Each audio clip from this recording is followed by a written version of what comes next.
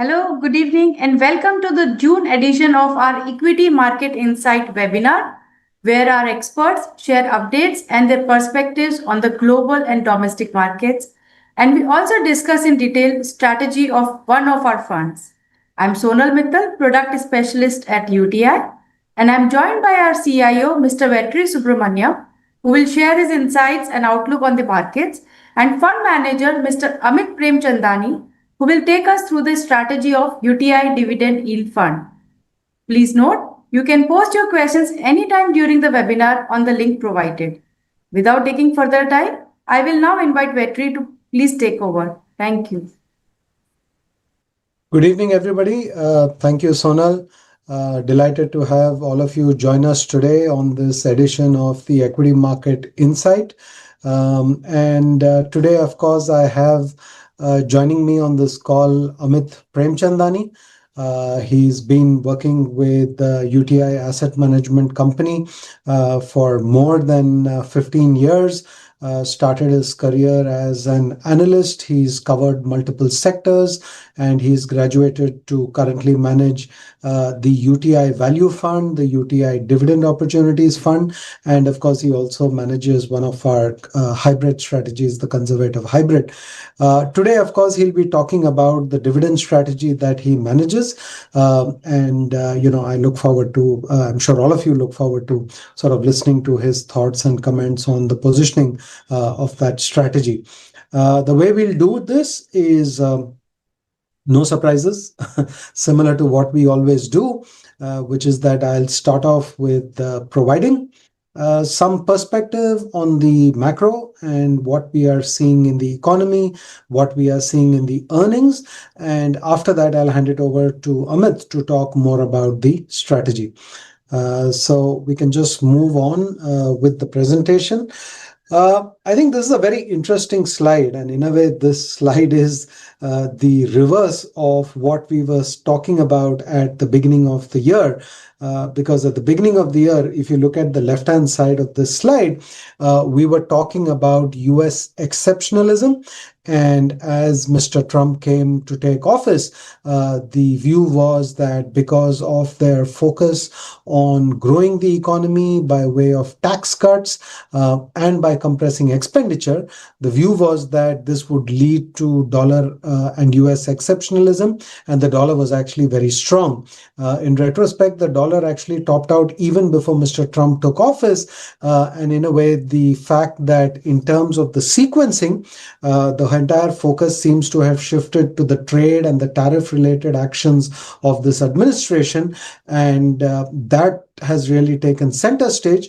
The expenditure compression from Doge has not happened at the level that perhaps people were hoping for at the beginning of the year. And the tax cuts have actually raised concerns about the fact that the US, which is running a very large fiscal deficit, is not showing any signs or even an intent to actually pull the deficit back down to a more disciplined trajectory. If in anything, they are taking a very outsized bet on the tax cuts driving growth, and that by itself growth starting to deflate both the deficit as well as debt to GDP. And in effect, the markets have panicked given the sequencing of the way they have seen this play out. And that's what has resulted in the dollar actually selling off and actually breaking through the lows that we saw in 23 and 24 and continuing to look quite vulnerable. Now, what does the weak dollar mean? What does the strong dollar mean? Very quickly, all of this leads to what you see on the right-hand side of this chart, which is typically emerging markets tend to outperform developed market equities when the dollar weakens. And you see the opposite trend. So that blue line is the dollar. And when that dollar is coming down, you tend to see emerging market stocks relative to EM outperform and vice versa. So that's the inverted chart, but that's showing you the picture of how the outperformance and the underperformance behaves. So as you see the dollar start to weaken, you have seen some early signs of emerging market outperformance, and this is a trend which is visible across the world and may have well contributed to some rebound in India as well. Not only we've seen that rebound in the currency, but we're also seeing it in the equity markets. Moving on from there, the dollar weakness also seems to have created a very unusual backdrop. It's an unusual backdrop because the Fed remains concerned about inflation and what exactly this combination of tariffs, which could, push inflation higher. It could be a one-time shock, but they are concerned about that. But they've also got to balance that with the fact that the tariffs could result in a slowdown and a recession in the US economy. The US was first off the block in terms of cutting rates, but they seem to have turned more cautious now. But very interestingly, you're actually seeing a lot more rate cuts happen outside of the US. In the last few weeks, we've seen rate cuts happen in Europe, in UK, and of course in India last week as well. Rate cuts in that sense have continued globally, but the US actually has shifted to sort of a pause and wait and watch mode because I think their policy variables seem to be placed quite differently. Moving on from that to the next slide, I've already talked about the fact that the, MPC has cut the policy rate. And if you look at the slide, what you see over here is the fact that the policy rate has been cut by almost 100 basis points. What I would point out is, and in a way, when we were starting to talk about rate cuts, about, I would say, 9 to 10 months ago, we were thinking about this rate cycle as being shallow, maybe 50 to 75 basis points, 100 at best. But even 100 was something that we thought would be far more long drawn out. But effectively, RBI has moved to front load the rate cuts at the start of this year, calendar year, and then do 50 basis points last week, means that we've got 100 basis points rate cuts much sooner than we anticipated. And it also raises the possibility that we've reached the end of the rate cycle. That's what RBI signaled when it moved towards, or rather the MPC moved towards a neutral policy in terms of accommodation and its monetary policy thought process. But certainly the cuts have come sooner and earlier than expected. But here afterwards, I think, we have to deal with the possibility at least that we've reached the terminal rate of the current rate cycle, though in the past it has, of course, gone lower as well. Moving on from that to the next slide. What does this mean in terms of real rates in India? And we are looking at the real 10-year GSEC rate in India on the left-hand side compared to the real 10-year rate for the US. Now, if you look at the nominal spread between the two, the nominal spread between the two has come down quite dramatically.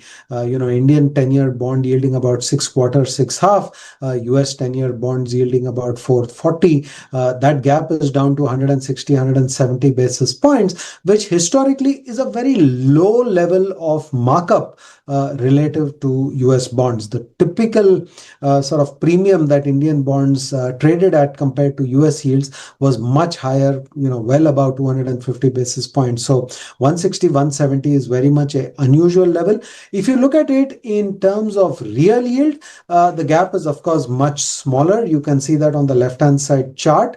And on the right-hand side, I think, one of the things that we are looking at, which could be a reason why RBI has front-loaded the MPC has front-loaded the repo rate cut, and also the RBI has cut the CRR, is that there is a significant slowdown in both deposit growth and credit growth. And I think this is a matter of concern because if you're trying to support the economy at this point of time, then, credit growth and banking system liquidity is one of the ways in which you can support it, provide more credit growth to the economy. And therefore, I think in light of the actions that we've seen from, both the MPC and RBI over the last few months, I think the call out would be that they are now not comfortable with the decline in credit growth and they would be happy to see credit growth revive. And what they have done by putting liquidity into the system is basically create the enabling conditions for credit growth to revive.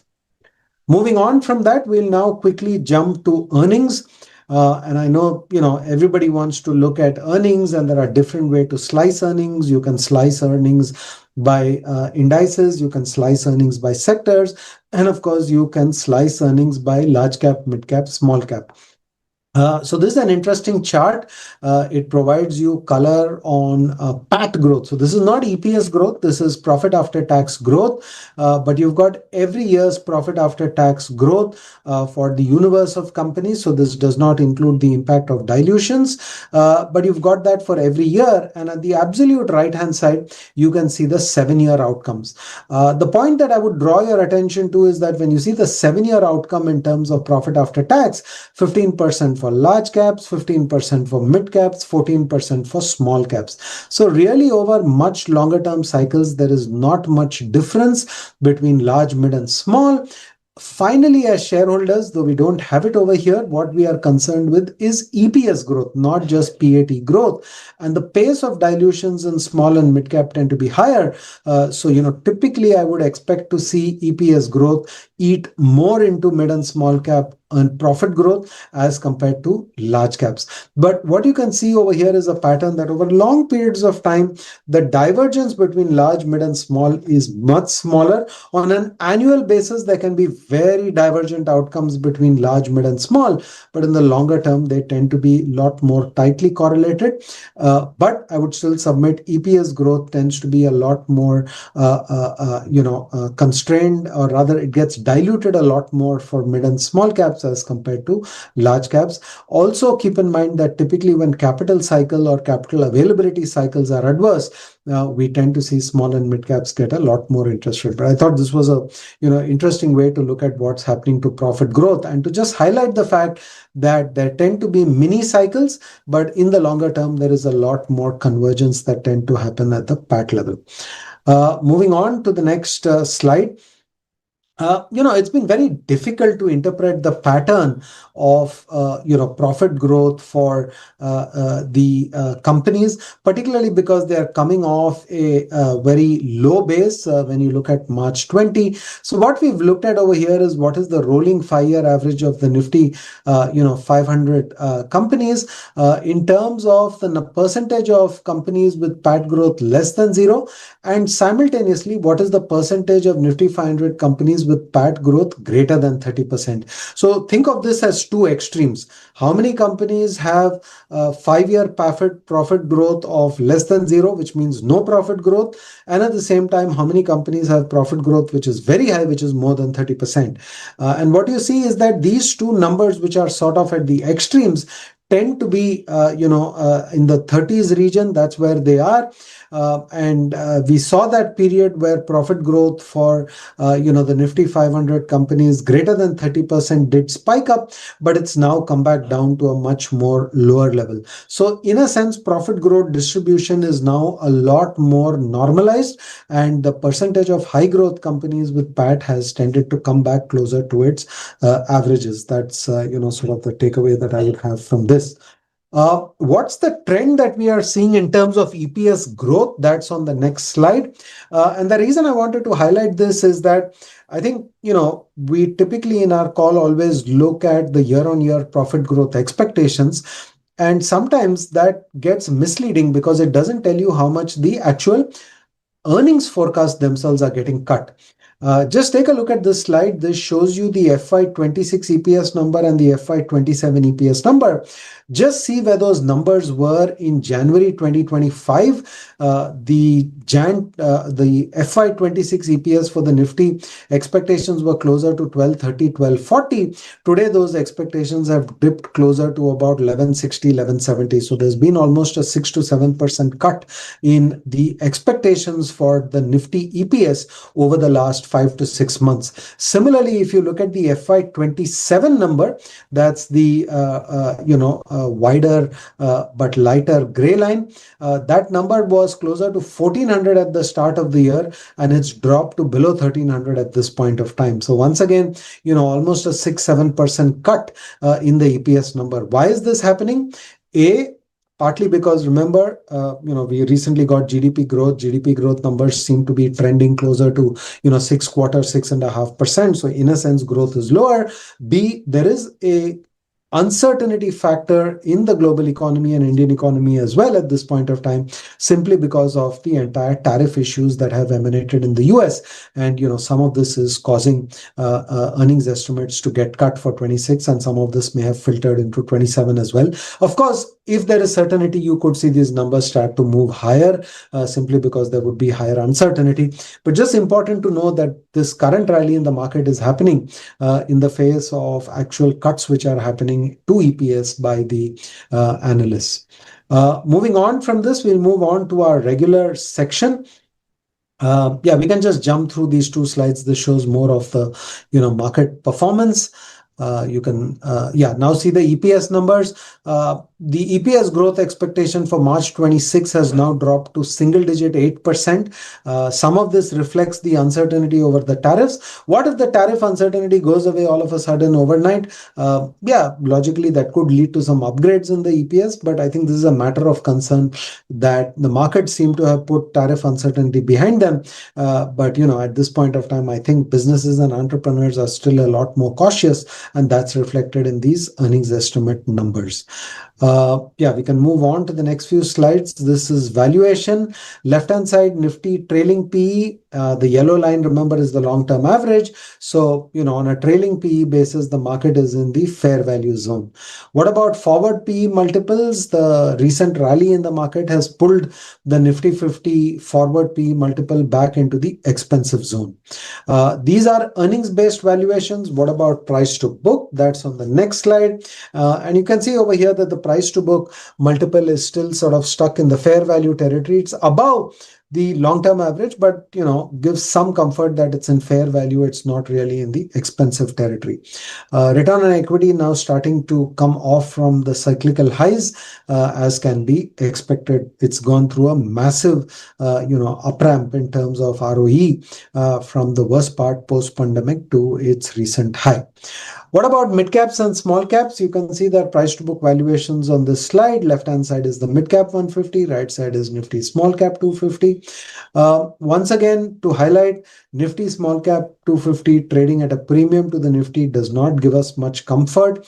But the valuation which is really rich is actually the Nifty mid cap 150, where the price to book ratios are in absolute expensive territory in terms of price to book. I mean, they're at a massive premium to the Nifty.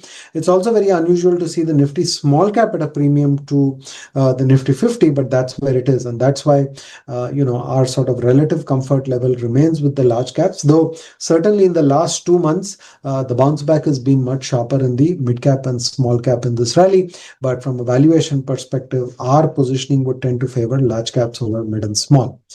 Moving on to the next slide. This looks at the positioning of bonds versus equities.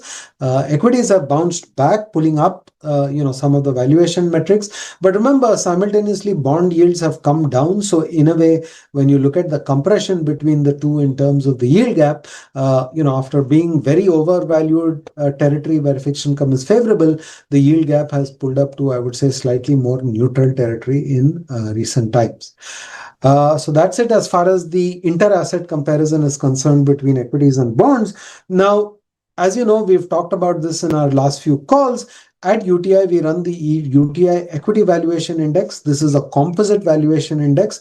It looks at PE multiples, it looks at dividend yield, it looks at price to book, and it looks as the comparison between equities and bonds. So it's a composite valuation indicator, and that indicator did enter the green area to increase equity allocation, but now it's jumped up back into the fair value zone for equity investors, which I would say is a good area for equity investors, right? Because that is the fair value zone. You can stagger your investments during that period, but it is in the fair value zone, and that should give some comfort to investors. Yes, there is uncertainty, but uncertainty when you are in the dark orange zone or in the red zone would be more worrying. When it is in the fair value zone, you would say that some part of the risk is starting to get priced. But keep in mind, the equity valuation index is based on the Nifty 50. So it is really a reflection of large cap equity valuation rather than mid and small cap. So moving on, this is just a slide to tell you that eventually, this equity valuation index has to be used probabilistically. right? What do I mean by probabilistically? For example, when you're in the dark green zone, extreme right hand side, there is a 95% probability that when the equity valuation index is in the dark green zone, 95% of the time your forward 1 year return tends to be higher than 12%. There is 0% probability based on historical data of a negative return. That's the historical track record. Now, when you look at that historical track record, what it tells you is that investments which are made when the equity valuation index is in the dark green zone have a fairly high probability of getting higher than 12%, very low probability of a negative return, and the average return tends to be 36%. There's, of course, a very high variation. Highest return was 83%, lowest was 2%. Then if you come to the fair value zone, 54% of the time the return tends to be higher than 12%. 20% of the time the return historically has been negative. The average return is about 12%. So that is why we think, markets being in the fair value zone creates some degree of comfort, some degree of the uncertainty is priced in. But again, I'm talking more about large cap valuations, not mid and small. So we can jump from here to the next slide. This is just summing up some of the things that I've talked about, so I won't repeat them again. There is uncertainty because of this tariffs. Companies tend to hold back investment decisions when they are faced with uncertainty. Increasingly, global manufacturing is part of a global supply chain. Remember, India's focus is on trying to manufacture more in India. But when you're faced with this kind of uncertainty, every company would hold back its investment decisions. And downstream of that, obviously, this impacts consumer sentiment and their own investment and at least large ticket buying decisions. India's GDP for the fourth quarter did come in better than expected at 7.4%, but we should keep in mind that GDP numbers also reflect what's happening to the government's fiscal balance, which improved dramatically in the fourth quarter. If you look at GVA, which sort of ignores the volatility of government spending and subsidies, then that track record was closer to about 6.5%, and which is why most professional economists, I think, still have a growth expectation of GDP for FY26 at about 6/4, 6/2. The RBI has also currently put out its growth forecast for FY26 at about 6.5%. Inflation has been quite benign in India. We've been talking about this earlier. We've shown you charts. Some of the headline inflation was high because of food prices. There's now a retreat in food prices. The expectations are for a normal monsoon. Core inflation and headline inflation have softened, and that seems to have given the MPC the comfort to bring down interest rates. They have changed their stance to neutral, and that could signal the end of the rate cycle. But again, never say never. But I do think now the expectations, or at least the market pricing of further rate cuts, is almost zero or negligible. The RBI cut CRR by 100 basis points, really sort of trying to improve system liquidity. They didn't cut it immediately. It's going to happen in phases in the third quarter of the year. But I think overall, it's a positive development because remember, credit trends to grow much more strongly in the third and fourth quarter of the year. By creating this liquidity injection into the banking system just before that, they create the environment in which credit growth can be very, very supportive. We've already talked about, the Nifty 50 being in the fair value for equity investing zone. We've talked about the fact that consensus earnings growth has now been cut for FY26. We still think we are in an environment where asset allocation and risk management need to be a priority for any investor. We think investment in hybrid funds, be it balanced advantage, multi-asset, aggressive hybrid, equity savings, still look attractive in this environment because I think the hybrid funds automatically both take care of the uncertainty and take care of the fact that, the positive carry which is available in fixed income, when you get that benefit in a hybrid fund, the whole structure becomes efficient in terms of the total return of that hybrid structure. For the last year, quality growth has outperformed value. not by much, but slightly. Last 2 months, value has recovered well. But I do think that, after 4 years of value outperformance over quality, there is an inflection point that's happened. We are in the early days of that, and we think quality growth has lots more headroom to run over the next few years. We think the best strategy for investors would to be to stagger their investment towards equities. Our bias is towards large caps for all the valuation reasons that I submitted. We as investors can never know what the markets will do in the near term, but there is a very high probability that when you do your asset allocation based on what the valuations are telling you, you improve the probability of getting good outcomes for your investments over the short to medium term. So, that's the way we think about using our equity valuation index and guiding investors in terms of our thought process. So I'll halt here on the markets and hand over to Amit. Amit will now talk about the dividend yield fund of UTI and how he manages this strategy, both in terms of the framework and what benefits it conveys to investors and how he goes about creating the portfolio. Over to you, Amit. Thank you, Vetri. Good evening, everyone. I'm Amit Premchandani. I manage the UTI Dividend Yield Fund. I will take you through the broad contours of dividend yield investing and how we approach dividend yield investing in the fund, in the UTI Dividend Yield Fund. To start off, dividend yield investing is like owning a rent yielding property. Many of you or investors may have invested in real estate and may have invested into lent out that property and getting rent while the property value is also appreciating over the time. Even if the property value fluctuates, you still get a rental income every month. Dividend paying stocks also do something similar. They pay you dividend regularly, mostly once a year, while you wait for the stock to appreciate. Imagine owning a dividend yielding company like Infosys. Say the company is trading at 1500 and it pays rupees 45 dividend every year. That's a 3% dividend yield, meaning for every 1 lakh that you invest, you earn a 3000 rupees a year as dividend just for holding the stock.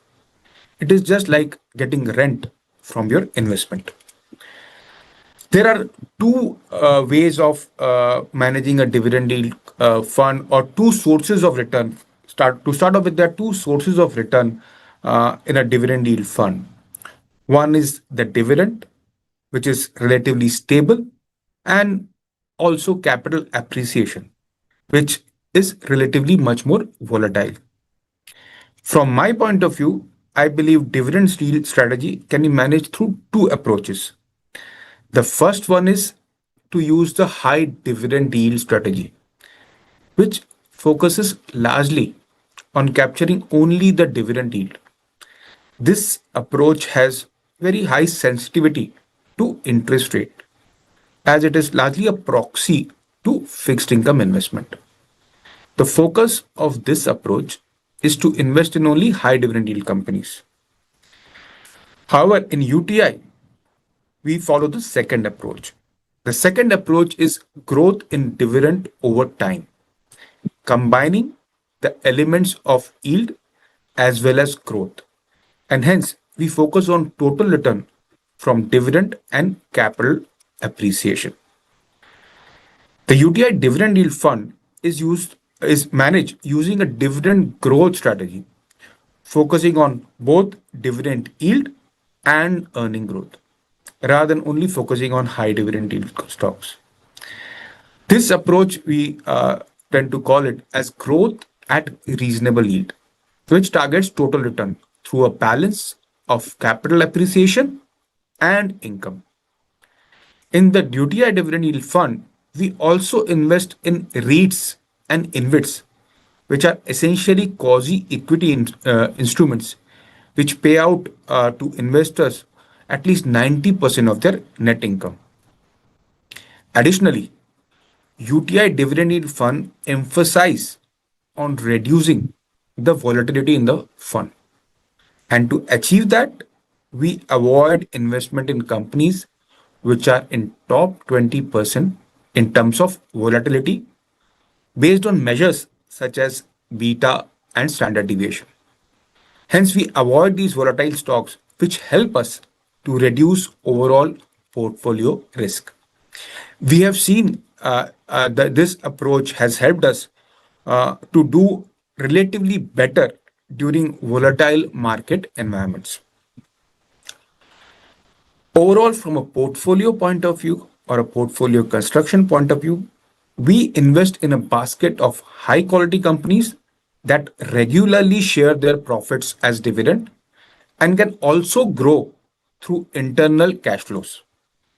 These are typically stable, mature companies or businesses operating in sectors like IT, FMCG, utilities, healthcare, and banks. These companies have generally decent cash flows and also reward shareholders consistently. The key character of the fund is we have lower beta and standard deviation than the benchmark. We have superior performance during market crisis like the global financial crisis, the Eurozone crisis, or the COVID crisis. Over 90% of the exposure is to high quality companies which make consistent positive cash flow and have low leverage. Large exposure is to stable sectors like FMCG, healthcare, utilities, IT, and banks. And we avoid low dividend paying sectors like real estate, construction, and cement unless they meet our other quality criteria.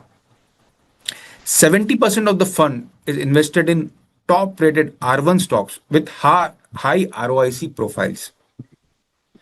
Overall, if you look at the overall exposure, the overall portfolio composition, the fund has higher dividend yield, lower valuation, better ROE profile, and lower risk compared to the benchmark, which is Nifty 500. We also target to have a dividend yield at a portfolio level, which is higher than the broader index. Generally, we have mostly maintained yields at portfolio level at least 50% higher than the benchmark of Nifty 500. Hence, from a guardrail point of view, our guardrail is dividend yield at a portfolio level. Many investors think that dividend yield investing is a pure value oriented strategy. However, we don't look at it from only a value perspective. We look for dividend yields as well as the ability to grow through internal cash flows. So we are combining growth as well as dividend. Our overall portfolio valuation is generally in line or slightly below the peers, while dividend yield is higher than the peers at a portfolio level. Over the last few quarters, we have made significant changes in the portfolio. As you can see, we have increased allocation in auto, BFSI, and healthcare, while we have reduced allocation to FMCG and IT. In terms of sectoral preference, IT remains a large overweight. The volatility in the sector because of the volatile macro environment in US has somewhat reduced the visibility in FY26 earnings, but the sector is also coming out of 2 years of slowdown. And we think there is some pent-up demand which is likely to manifest itself through growth in mid to high single digit. This sector also has very high free cash flow yield and have a very generous dividend policy. Another sector which we have positive on is healthcare. We have seen stable domestic growth across the healthcare companies. Even US generic pricing pressure is limited and margin profile of most of the companies in this sector has improved. We have exposure across subsegments in healthcare, be it domestic pharma, hospital, diagnostic, or US generic. Another sector which has seen significant increase in exposure, especially in recent quarters, is auto. Most auto OEMs in India are very well managed with very decent free cash flow profile and high payouts. Within auto, passenger vehicle is a segment which has low penetration and significant runway for growth. And Indian OEMs have demonstrated their ability to withstand competition while adapting to the changing technological landscape. So we have increased our exposure to domestic passenger vehicle segment. Another unique point of dividend yield fund and the UTI dividend yield fund is we invest in REITs and InvITs. We have seen office market having very strong trend in terms of absorption driven by GCCs. Rents are moving up and vacancy rates are declining. And REITs also are a beneficiary of falling interest rate environment. They pay very high dividend and growth also comes from rental resets and occupancy leading growth. So this was the broad portfolio composition in terms of sectors. To summarize, UTI Dividend Yield Fund is positioned as a diversified, lower volatility equity fund with superior risk-adjusted returns. It maintains quality in stock selection, avoids sectoral and stock level extremes. We invest in a portfolio of companies with higher than average dividend yield and also the ability to fund their growth through internal cash flows. The regular and higher than average income through dividend dampens the volatility in the portfolio. As many of the companies grow over time, investors benefit from both income in the form of dividend plus capital appreciation. Thank you. Over to you, Sundar. Thank you, Vetri and Amit, for the insightful presentation. Let's begin with the questions now. Vetri, my first question is to you. Currently, the market picture looks good with low inflation, lower EMIs, and lower interest rates. Lower taxes, good monsoon productions. Everything seems quite playing out very well. Now, the big question is where will we start seeing the benefits of all of this? Sure, Sonal. I think if you look at the sort of sequence of events, particularly over the last 3 months, whether it was the government attempt to put more money into the hands of households, particularly the tax-paying households, by giving a cut in the income tax rate in February. And I would say one of the invisible factors which actually helps sort of recapitalize the Indian household is the fact that the Indian household is the biggest owner of gold, and the sharp jump in gold prices actually helps them recapitalize their own balance sheets to some extent. Then, of course, you've got the recent RBI moves to cut rates. I don't think that has transmitted as yet to borrowers. It will take some time, but it will transmit down to borrowers. So I think all of that is supportive. Having said that, it is not clear to me at this point of time that there is any upward bias to the sort of GDP growth estimates of 6.5% for let's say 6.5%, which is the RBI forecast for FY26. It's not clear that there is a significant upside to that. Also, because remember, as I said, we are dealing with that uncertainty created by this entire tariff-related agenda. So that is the reason why I would say yes. The direction of some of recent events has been good. But my only suggestion to investors, and I hope some of you read the commentary that I just wrote and should have been published this month, is that you should not be guided by events either in your desire to invest more or by events that you consider fearful to pause your investment.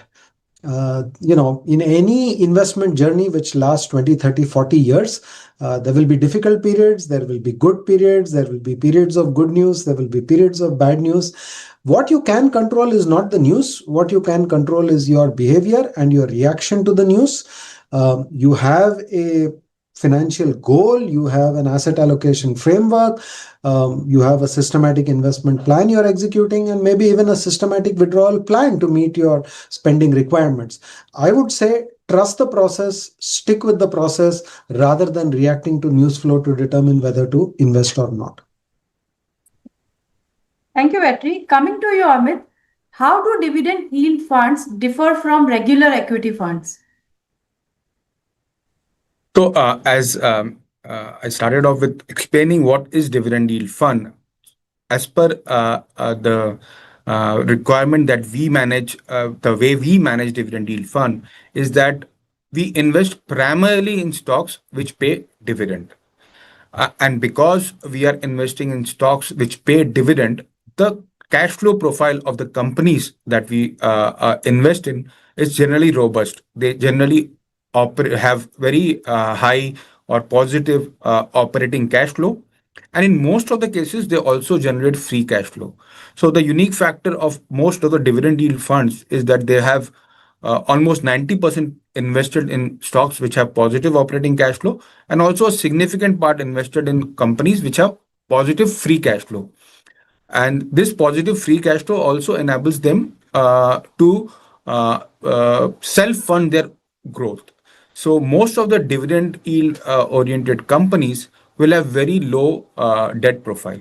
So you will see a lot of consumer stocks, IT stocks having are forming part of a dividend yield portfolio. Because these companies pay dividend at a regular interval, a large part of a return or some part of the return is generated through a consistent income stream, which makes the volatility in terms of total return for an investor much less as compared to a pure a normal equity fund, which can invest across sectors or across companies, whether they pay dividend or not.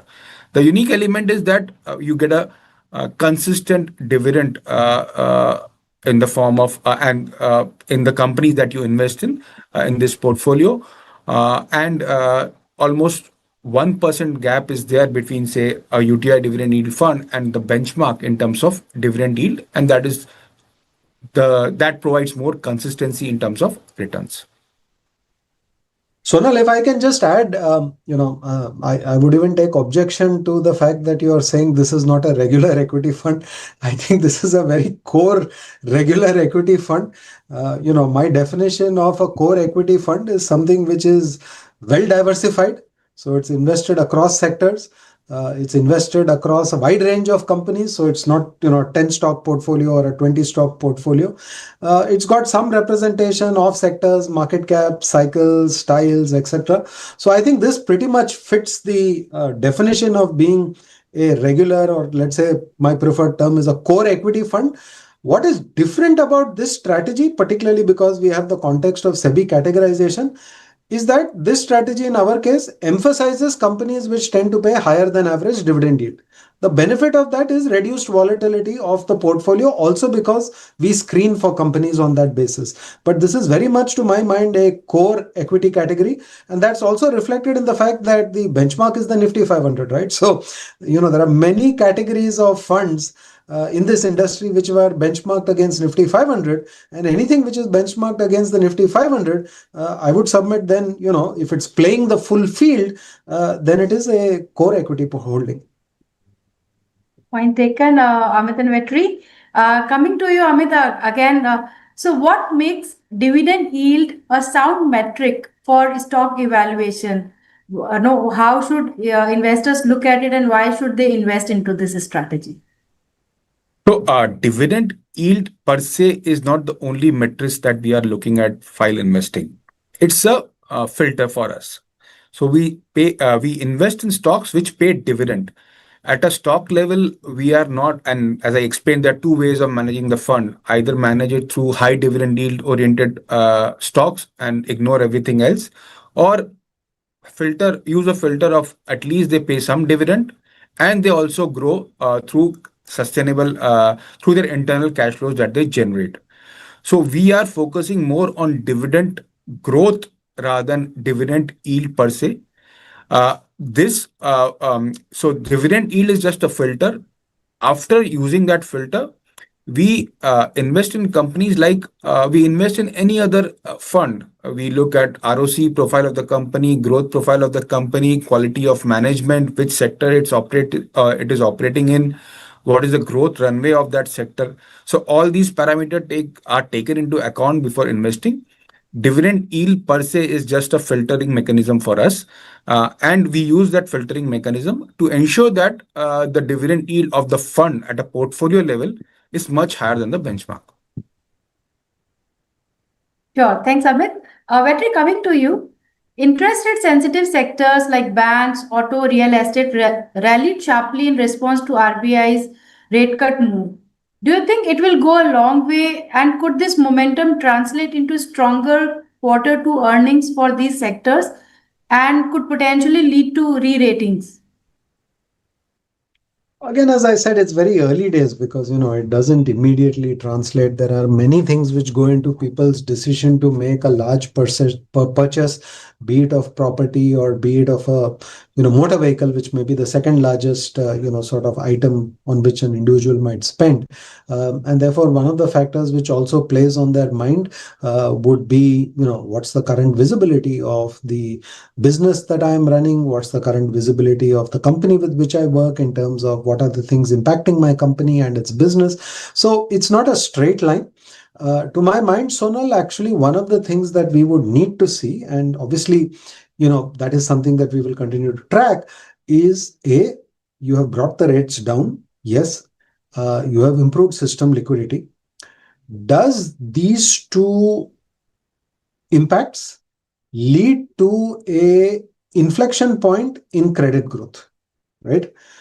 If credit growth starts to pick up, and there can be a combination of reasons why credit growth picks up, I would interpret the pickup in credit growth as being driven by, either households feeling better about their borrowing decisions, businesses feeling better about making investment decisions. And therefore, if credit growth picks up, I would actually argue that the first sector to benefit is financials, right? And then we can see where that credit growth flows, who are the people who are borrowing, and where do they use that money and what do they end up buying.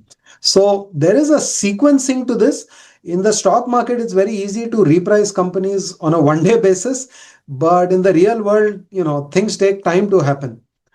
So yes, markets do respond ahead of the events, but I think we need to see if this transition actually happens to higher credit growth and then leading to higher purchases of discretionary items in general. Sure. Thanks, Vetri. Amit, coming to you. What are the changes you have made over the last few quarters since you started managing UTI Dividend Yield Fund? So, thank you for the question. The primary change when I started managing the fund was to make it more diversified. We changed the benchmark and for that we needed to change the benchmark to Nifty 500. And as we changed the benchmark, we put in a measure to reduce volatility of the fund. As one of the measure of reducing volatility is to have high dividend yield, which was inherent in the fund character. But we made an additional effort to reduce volatility by avoiding stocks which are in the top 20% in terms of volatility based on beta and standard deviation. So we don't invest in these top 20 most volatile stocks, and it's a either or, not and. So even if it is either beta or either high standard deviation, we avoid these stocks. As far as the portfolio is concerned, over the last few quarters, you can see that we have increased our exposure in consumer durable as a sector, where we have taken exposure to some of the leading players. We have increased exposure to healthcare as a sector. although it's not a very high dividend yield, dividend paying sector, but it has a decent dividend yield. Most of the companies in this sector have free cash flow and they pay dividend. And we have invested in this sector because we think there is a very long runway for growth, given that India's healthcare spend as a percentage of GDP is very low. And passenger vehicle is also one part of the auto segment where we have made a huge investment, because we think penetration level of passenger vehicles in India is low. As per capita income goes up, penetration levels of passenger vehicles will go up. And Indian OEMs in passenger vehicle are unique in the sense they generate free cash flow and they actually pay dividend. Another sector where we have increased exposure significantly is banking and financial services. Generally, they require capital for growth and they pay less dividend. But because of the valuation of banking and financial services, and because of the growth in overall credit being relatively lower than the ROE that these banks generate, they actually are not required to raise capital now. And hence, their dividend yield is also some of the banks' dividend yield, especially some of the PSU and some of the private banks as well, have decent dividend yields. Some of them have higher than the Nifty 500 dividend yields. So we have increased exposure to BFSI, and we have also increased exposure to the high dividend paying component of BFSI, which is mutual fund or general insurance or RTAs. Thanks, Amit. Vetri, coming to you. While Q4 earnings were largely expected to be muted, were there any notable surprises, positive or negative, that caught your attention? And overall, what stood out to you in the results? Not much to add over there, Sonal. I think we already, shared a slide on the outcomes for the full year. I won't say anything which was particularly noticeable. Look, in any result season, there are always outliers. There are outliers who surprise. There are outliers who disappoint. But what I have learned over many years of investing is that, that one disappointment or that one excitement should not be the cause to take an investment decision. So, honestly, I wouldn't like to go down that track of trying to highlight something, because, just one outcome doesn't mean it is a trend. There is much more that goes into sustainable earning trends that we would like to back. Sure. Amit, coming to you. Since you're taking exposure into REITs and InvITs in your portfolio, can you throw some light on this, how it is helping the fund? And what's your strategy here? So we have started taking exposure to REITs and InvITs over the last, say, 1 year, and hopefully we are planning to kind of increase the exposure. REITs are generally real estate investment trusts. This is basically a commercial property which is largely lent out, and the rental from that property is the revenue of that REIT, and there are, say, a dozen properties which get transferred to a trust, and all the cash flow of that property gets flown into the trust, and after the expenses are met, and 90% of cash flow is distributed to the unit holders, we are the shareholders and the unit holders of that property trust. Because they have very high margins, because it's a rental kind of an asset, the yield in most of the cases is close to 6 to 7%. So 6 to 7% is the distribution which we as investor get. And most of the commercial properties are having a 15% reset after 3 years. So there's a 5% growth in rental in terms of most of the contracts are framed like that. So you get a 5% growth every year from rental increase. And in many cases, these commercial properties are lent. The rental are much lower than the market rent. And in many cases, you get an upside from that reset to the market rents. Plus, some of these commercial properties have a right to expand in the same property. So you get growth also from expansion of the same property through more buildings getting constructed. And in some cases, you get the promoters or these REITs can buy finished assets from the market, as well as the promoters through right of first refusal. And growth can also come from that segment. Either they buy it from market or buy it from the existing promoters of the REIT through right of first refusal route. So there are three elements of returns. One is the payout, which REIT does.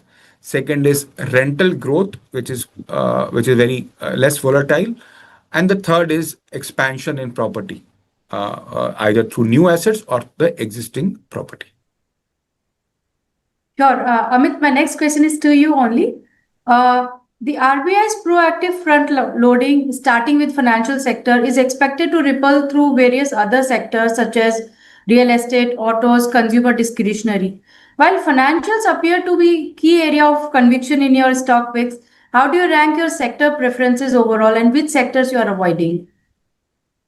So the RBI policy has not really changed the portfolio per se. We were expecting RBI to be, we have seen over the last 6 months, the regulatory environment for banks and NBFCs and the overall monetary environment has turned benign.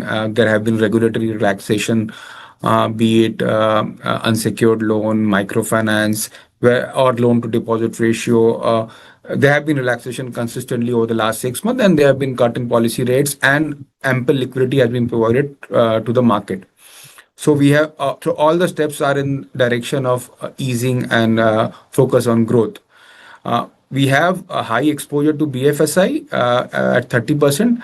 And auto is a sector which gets benefit out of lower financing cost. We expect auto as a sector to benefit also by sharp decrease in income tax rates in the last budget, which creates inflows or which creates surplus in the hands of the consumer to the extent of almost 1 lakh crore. And the consumer may spend some part of that tax cut benefits in discretionary segment, which is and auto is one of the largest discretionary segment. The largest is real estate, but real estate companies don't pay dividend, and we think that real estate as a sector is very expensive right now. 3 years back, real estate used to get valued at discount to NAV. Now it gets valued at EV/EBITDA kind of multiples, and nobody talks about NAV because it's at a significant premium to NAV. So we are avoiding real estate. We are avoiding cement as a sector in this fund, mainly because cement companies also don't use their cash flow to pay dividend. They use their cash flow to expand. And we are also avoiding construction as a sector because construction has very volatile cash flow. We continue to be positive on IT, healthcare as a sector, and consumer durable and auto as a sector. So we have overweights in these 4 sectors. Oil and gas, we are broadly neutral. FMCG, we are broadly neutral. Power, we have a marginal overweight, and that is mainly because the sector has very high dividend yield. Thank you, Amit. In interest of time, I will take one last question. Vetri, this question is rooted to you. Vetri, you have been consistently emphasizing on the importance of asset allocation. Could you walk us through how you assess the relative attractiveness of different asset classes when making those asset allocation decisions? Sure. So I think there are 2 purposes to asset allocation. One is that it reduces the aggregate volatility of your investment journey.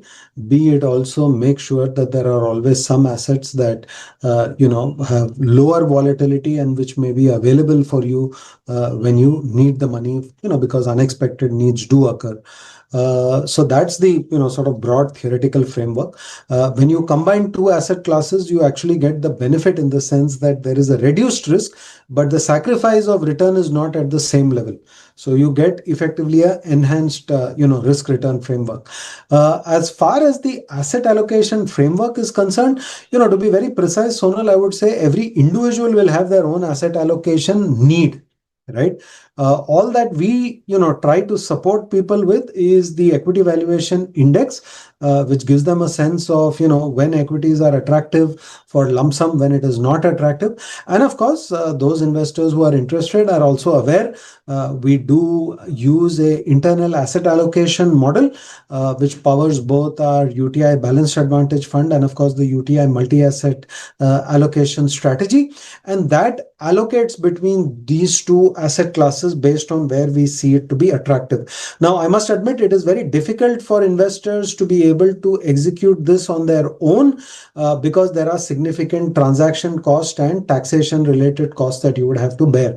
But when you go into one of these dynamically managed asset allocation strategies, or even something which is run with a more static approach, the rebalancing can be done by the fund manager within that strategy without high transaction costs, and it's more tax efficient in that fashion. So which is why I would recommend to people that asset allocation is key. To be able to remain invested, to manage the volatility that is implicit in your investment journey, to be able to meet your different cash flow requirements, and also consider the hybrid funds, including the dynamically managed asset allocation strategies. And you could use them as a guiding board, the equity valuation index and the asset allocation framework that we have, to be able to construct your own views on asset allocation, or to maybe work with your financial advisor, because I know there are many MFDs who do good work in terms of their asset allocation framework. So that would be the another source with which you could work, because that would allow you to personalize your asset allocation framework to your own requirements. Thank you, Vetri. On behalf of UTI Mutual Fund, I extend our sincere gratitude to all the viewers. We appreciate your active participation. We believe today's session provided you with enriching insights on equity markets and a fair understanding of the investment strategy of UTI Dividend Yield Fund. Please share your feedback on the link provided. Special thanks to Vetri and Amit for sharing valuable insights and addressing the questions. Thank you and have a great day. Thank you, Sonal, for putting together the presentation, and thank you everybody for joining us. Have a great day. Thank you.